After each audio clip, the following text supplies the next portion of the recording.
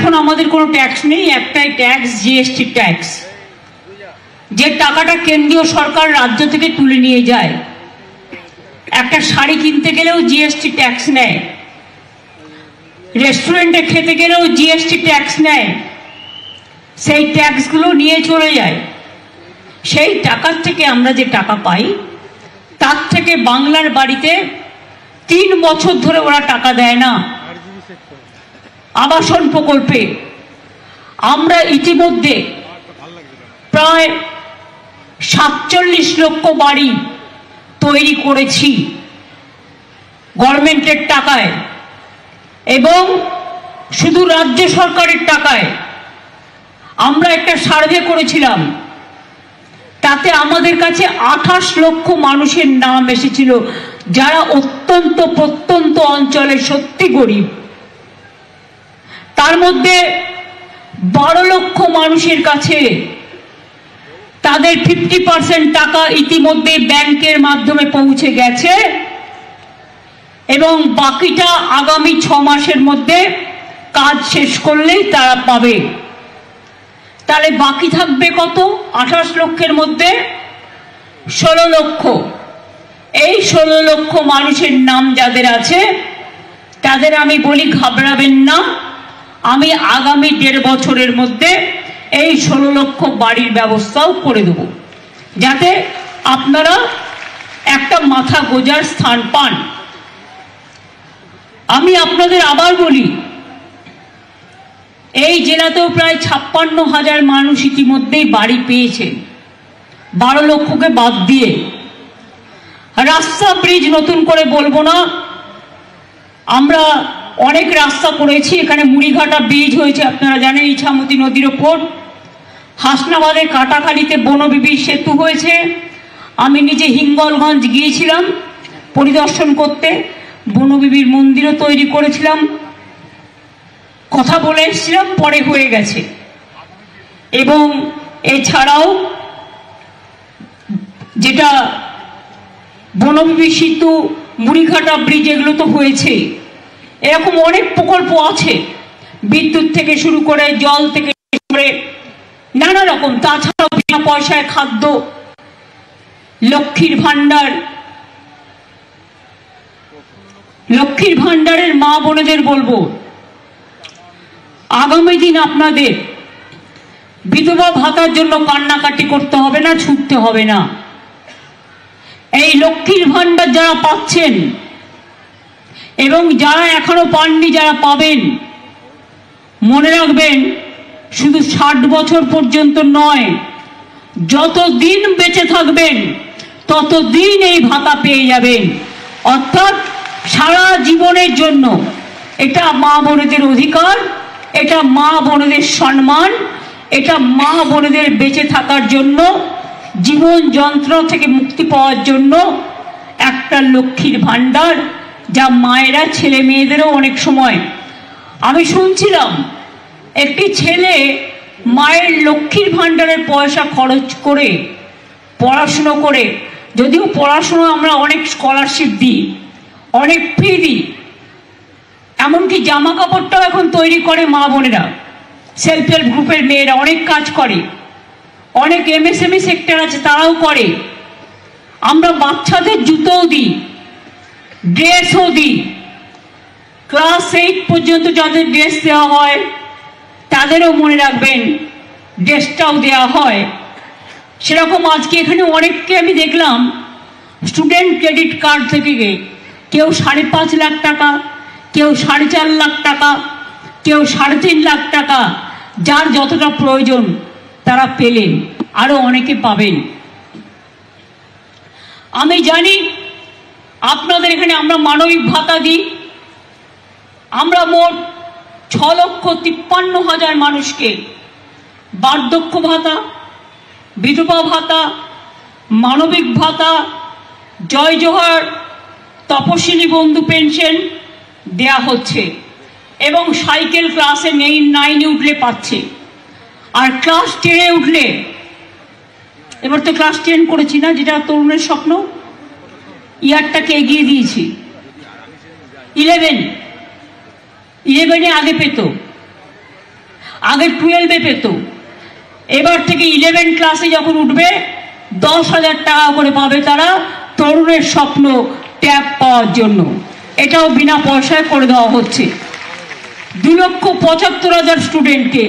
আমি কেন স্টুডেন্টদের এত ভালোবাসি জানেন? এরাই আমাদের ভবিষ্যৎ।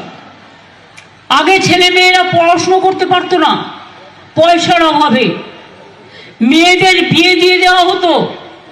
মায়েরা ভাবতেন, পিতারা ভাবতেন আমি কোথার থেকে পড়াবো, আমি তাদের বিয়ে দিয়ে দিই তাড়াতাড়ি। চিন্তা করবেন না, ওদের শুধু স্কুল পড়া নয়, স্কুলের কন্যাশ্রী আছে, কলেজের আছে, ইউনিভার্সিটির আছে। এরা যতদিন পর্যন্ত স্কুল, কলেজ, ইউনিভার্সিটির 3টে ফেজেই কন্যাশ্রী মেয়েরা যারা স্কলারশিপ পায় তারা স্কলারশিপ পাবেন। এবং তাছাড়াও 10 লক্ষ টাকার স্মার্ট কার্ড, ঐক্যশ্রী, শিক্ষাশ্রী, তপশিলি আদিবাসীরাও সফট লোন পান 20 লক্ষ টাকা পর্যন্ত। এমনকি বিদেশে গেলেও ওবিসিরাও পান। সুতরাং অনেক রকম কৃষক বন্ধু থেকে শুরু করে, যে কৃষক বন্ধু কাজ করতে গিয়ে মারা গেছেন 60 বছর বয়সের মধ্যে, তাদেরও কিন্তু আমরা 2 লক্ষ টাকা করে সেই পরিবারগুলোকে দিই। মনে রাখবেন, আজকে যদি ঝড় হয়, জল হয়, কোনো রকম কোনো প্রাকৃতিক দুর্যোগ হয়, কৃষকদের জন্য ক্রপ ইন্স্যুরেন্সের টাকা কৃষকদের খরচা নেই, গভর্নমেন্ট দেয়। আমরা সব টাকাটাই খরচা করি। চালটা আমরা কৃষকদের থেকে কিনি। আগে লোকে চালটাকে ফেলে দিত, পেত না, দাম পেত না গরিবরা। এখন চাল সরকার নিজে কিনে নেয়, তারপর সেই চালটা আমরা রেশনে দিই। 5 কেজি করে রেশনে বিনা পয়সায় চাল দেওয়া হয়। আমাদের এখানে প্রায় 99% লোককে বিনা পয়সায় রেশন। বছরে 5 লক্ষ টাকার স্বাস্থ্যসাথী কার্ড, লক্ষ্মীর ভান্ডার, কন্যাশ্রী, শিক্ষাশ্রী, মেধাশ্রী, পেনশন, ভাতা থেকে শুরু করে সব রকম সুযোগ দেওয়া হয়। আমি জানি সন্দেশখালীতে একটা রুরাল হসপিটাল আছে 30 বেডের, তাই তো?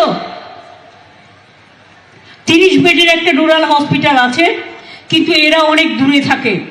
আমি ওটাকে 60 বেডের করে দিতে বলছি। এবং বিশেষ করে যারা গর্ভবতী মা, তাদের চিকিৎসার জন্য ওখানে সিজারিয়ানের ব্যবস্থা থাকবে, অপারেশন থিয়েটার সহ সব কিছুর ব্যবস্থা থাকবে, যাতে কাউকে অন্য জায়গায় যেতে না হয়। আমি কলকাতার একটা ঘোষণা করব, 1 জানুয়ারি আসছে। আপনারা সবাই স্টার থিয়েটারের নাম শুনেছেন, খুবই বিখ্যাত। আমি মেয়রকে অলরেডি বলেছি, স্টার থিয়েটারের নাম বদল করে আমরা বিনোদিনী থিয়েটার করব। তার কারণ এটাও একটা মা বোনদের সম্মান জানানোর জন্য এটা আমাদের সিদ্ধান্ত। এরকম অনেক কাজ আছে, আমি যদি বলতে যাই আমার অনেক সময় লাগবে। আপনারা সকাল থেকে এসছেন, অনেকে না খেয়ে আছেন, পেটে খিদে জ্বালা, খিদে ডাক মারছে, তা সত্ত্বেও আপনারা অনেক কষ্ট করে এসছেন। আমি এটুকু বলতে পারি, 26শে জানুয়ারি পর্যন্ত আমাদের গভর্নমেন্টের অনেক প্রোগ্রাম থাকে। 23শে জানুয়ারি নেতাজি সুভাষচন্দ্র বসুর জন্মদিন, 12ই জানুয়ারি স্বামী বিবেকানন্দের জন্মদিন, 14, 15, 16 গঙ্গাসাগরের মেলা চলবে। তারপরে সেই মানুষগুলো ফিরে যাবে 16, 17, 18, 23 তারিখের মধ্যে এসে যাবে নেতাজি সুভাষচন্দ্র বসুর জন্মদিন। 26 তারিখে এসে যাবে প্রজাতন্ত্র দিবস। 26 তারিখের পর একটা ডেট দেখে আমি চিফ সেক্রেটারিকে বলবো যে বিশেষ করে প্রত্যন্ত এলাকাগুলোতে যাদের যেতে অনেক সমস্যা হয়, তার কারণ নদী পেরিয়ে যেতে হয়, সেই সব জায়গায় আর একটা করে দুয়ারে সরকার করবার জন্য, বিশেষ করে যারা কাস্ট সার্টিফিকেট এখনো পাননি, যারা লক্ষ্মীর ভাণ্ডারে এখনো নাম লেখাতে পারেননি, যারা স্বাস্থ্য সাথীতে এখনো নাম লেখাতে পারেননি, যারা পাট্টা পেতে পারেন কিন্তু পাট্টা পাননি, তাদের এই সমস্ত মানুষরা যাতে তাদের সময় মতো সুযোগগুলো পায়, তার জন্য এই কাজগুলো করবার জন্য আমি মনে করি জানুয়ারির লাস্ট উইক থেকে ফেব্রুয়ারির ফার্স্ট উইক পর্যন্ত চলবে এটা। কারণ ফেব্রুয়ারিতে আবার মাধ্যমিক পরীক্ষা শুরু হয়ে যাবে। মাধ্যমিকের ছাত্রছাত্রীদের জন্য আমার রইল অনেক শুভেচ্ছা, অভিনন্দন।